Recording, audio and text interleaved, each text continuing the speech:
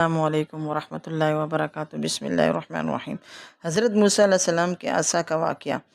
یہ حضرت موسیٰ علیہ السلام کی مقدس لاٹھی ہے جس کو عصائے موسیٰ کہتے ہیں۔ اس کے ذریعے آپ کے بہت سے ان معجزات کا ظہور ہوا جن کو قرآن مجید نے مختلف عنوانوں کے ساتھ بار بار بیان فرمایا ہے۔ اس مقدس لاٹھی کی تاریخ بہت قدیم ہے، جو اپنے دامن میں سینکڑوں ان تاریخی واقعات کو سمیٹے ہوئے، جن میں عبرتوں نصیحتوں کے ہزاروں نشانات ستاروں کی طرح جگمگا رہے ہیں، جن سے اہل نظر کو بصیرت کی روشنی اور ہدایت کا نور ملتا ہے۔ یہ لاٹھی حضرت موسیٰ علیہ السلام کے قد کے برابر 10 ہاتھ لمبی تھی اور اس کے سر پر 2 شاخیں تھی جو رات میں مشعل کی طرح روشن ہو جایا کرتی تھی۔ یہ جنت کے درخت پیلو کی لکڑی سے بنائی گئی تھی۔ اس کو حضرت آدم علیہ السلام بحشت سے اپنے ساتھ لائے تھے۔ حضرت آدم علیہ السلام کے ساتھ عود خوشبودار لکڑی، حضرت موسیٰ علیہ السلام کا عصا جو عزت والی پیلو کی لکڑی کا تھا، انجیر کی پتیاں، حجر اسود جو مکہ معظمہ میں ہے، نبع معظم حضرت سلیمان علیہ السلام کی انگوٹھی، یہ پانچوں چیزیں جنت سے اتاری گئیں۔ حضرت آدم علیہ السلام کے بعد یہ مقدس عصا حضرت انبیاء کرام الصلاۃ والسلام کو یک کے بعد دیگرے بطور میراث کے ملتے رہا، یہاں تک کہ حضرت شعیب علیہ السلام کو جو ملا قوم مدین کے نبی تھے۔ حضرت موسیٰ علیہ السلام مصر سے ہجرت فرما کر مدین تشریف لے گئے۔ حضرت شعیب علیہ السلام نے اپنی صاحبزادی حضرت بی بی صفورہ رضی اللہ تعالیٰ سے آپ کا نکاح فرما دیا اور آپ 10 برس کے تھے۔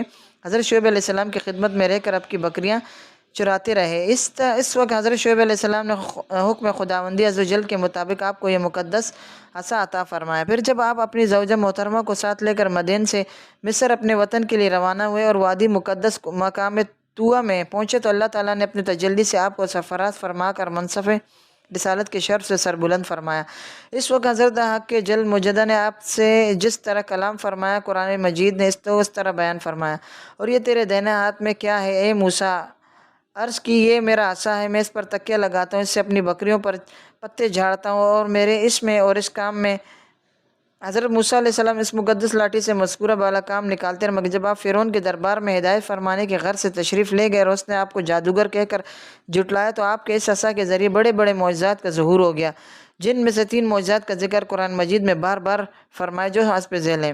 عصا اژدہا بن گیا۔ اس واقعے کا یہ ہے کہ فرعون نے ایک میلہ لگوایا اور اپنی پوری سلطنت جادوگروں کو جمع کر کے حضرت موسیٰ علیہ السلام کو شکست دینے کے لیے مقابلے پر لگا دیا۔ اور اس میلے کے ازحام میں جہاں لاکھوں انسانوں کا مجمع تھا، ایک طرف جادوگروں کا ہجوم اپنی جادوگری کا سامان لے کر جمع ہو گئے۔ ان جادوگروں کی فوج کے مقابلے میں حضرت موسیٰ علیہ السلام تنہا ڈٹ گئے۔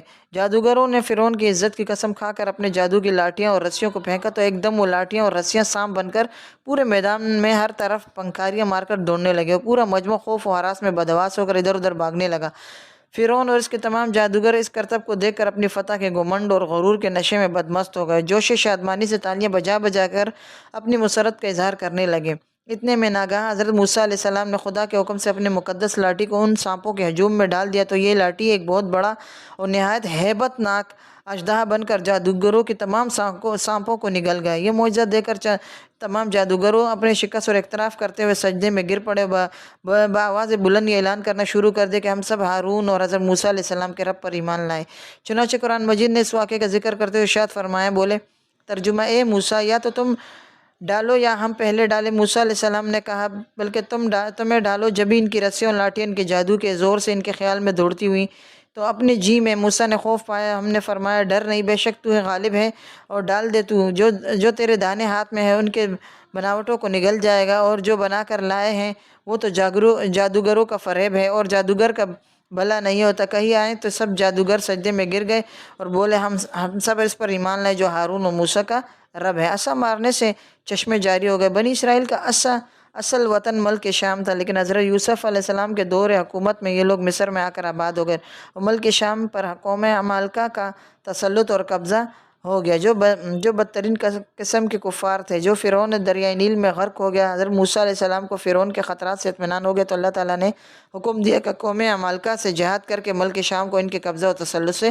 آزاد کرائیں۔ چنانچہ آپ 6 لاکھ بنی اسرائیل کو فوج لے کر جہاد کے لیے روانہ ہو گئے۔ ملک شام کی حدود میں پہنچ کر بنی اسرائیل پر قوم عمالقہ کا ایسا خوف سوار ہو گیا کہ بنی اسرائیل ہمت ہار گئے اور جہاد سے منہ پھیر لیا۔ اس نافرمانی پر اللہ تعالیٰ نے بنی اسرائیل کو یہ سزا دی کہ یہ 40 لوگ یہ لوگ 40 برس تک میدان طیہ میں بھٹکتے اور گھومتے پھرے اور اس میدان سے باہر نہ نکل سکے۔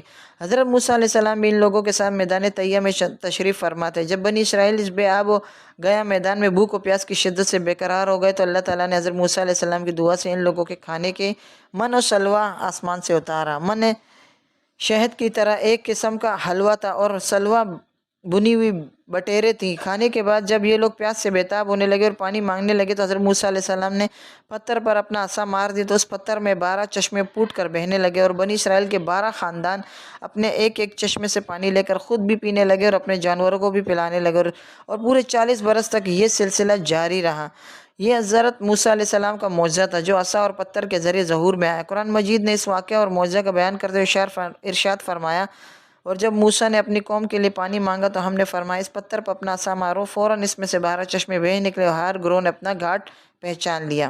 عصا کی مار سے دریا پھٹ گیا۔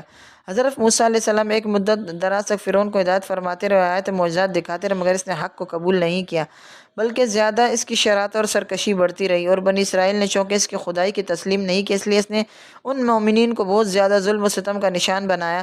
اس دوران میں ایک دم حضرت موسیٰ علیہ السلام پر وحی اتری کہ آپ اپنی قوم بنی اسرائیل کو اپنے ساتھ لے کر رات میں مصر سے ہجرت کر جائیں۔ چنانچہ حضرت موسیٰ علیہ السلام بنی اسرائیل کو ہمراہ لے کر رات میں مصر سے روانہ ہو گئے۔ جب فرعون کو پتہ چلا تو وہ بھی اپنے لشکروں کے ساتھ لے کر بنی اسرائیل کی گرفتاری کے لیے چل پڑا۔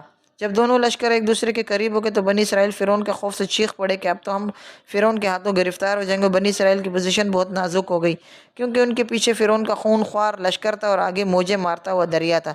اس پریشانی کے عالم میں حضرت موسیٰ علیہ السلام مطمئن تھے اور بنی اسرائیل کو تسلی دے رہے۔ جب دریا کے پاس پہنچ گئے تو اللہ تعالیٰ نے حضرت موسیٰ علیہ السلام کو حکم فرمایا تم اپنی لاٹھی دریا پر مار دو۔ چنانچہ جو ہی آپ نے دریا پر لاٹھی ماری تو فوراً ہی دریا میں 12 سڑکیں بن گئیں اور بنی اسرائیل ان سڑکوں پر چل کر سلامتی کے ساتھ دریا سے پار نکل گئے۔ فرعون جب دریا کے قریب پہنچا اور اس نے دریا کی سڑکوں کو دیکھا تو وہ بھی اپنے لشکروں کے ساتھ ان سڑکوں پر چل پڑا، مگر جب فرعون اور اس کا لشکر دریا کے بیچ میں پہنچا تو اچانک دریا موجیں مارنے لگا اور سب سڑکیں ختم ہو گئی اور فرعون اپنے لشکروں سمیت دریا میں غرق ہو گیا۔ اس واقعے کو قرآن مجید نے اس طرح بیان فرمایا، پھر جب آمنا سامنا ہوا دونوں گروہوں کا، موسیٰ والوں نے کہا ہم کو انہوں نے آ لیا۔ موسیٰ نے فرمایا یوں نہیں، بے شک میرا رب میرے ساتھ ہے، وہ مجھے اب راہ دکھاتا ہے۔ تو ہم نے موسیٰ کو وہی فرمایا، دریا پر اپنا عصا مارا تو جبھی دریا پھٹ گیا تو ہر حصہ ہو گیا جیسے پہاڑ وہاں قریب لائے ہم دوسروں کو اور ہم نے بچا لیا موسیٰ اور اس کے سب ساتھ والوں کو، پھر دوسروں کو ڈبو دیا، بے شک اس میں ضرور نشانی اور ان میں اکثر مسلمان نہ تھے۔